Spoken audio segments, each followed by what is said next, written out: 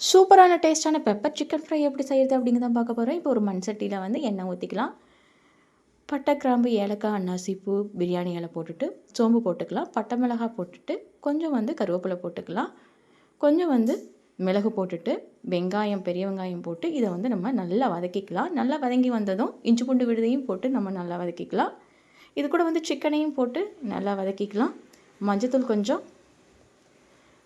மிளகுத்தூள் கொஞ்சம், ஜீரகத்தூள் கொஞ்சம், கரம் மசாலா கொஞ்சம், சிக்கன் மசாலா கொஞ்சம் எல்லாத்தையும் போட்டு நல்லா வதக்கிக்கலாம். இது கூட மிளகாய்த்தூளும் மல்லித்தூளையும் போட்டு நல்லா வதக்கிட்டு இப்போ வந்து பச்சை மிளகாய் கொஞ்சம் போட்டுக்கலாம். நம்ம உப்பு தேவையான அளவு போட்டுட்டு அது நல்லா வதக்கி விட்டுட்டு கொஞ்சம் தண்ணி ஊற்றி மூடி போட்டு நம்ம வேக வச்சுக்கலாம்.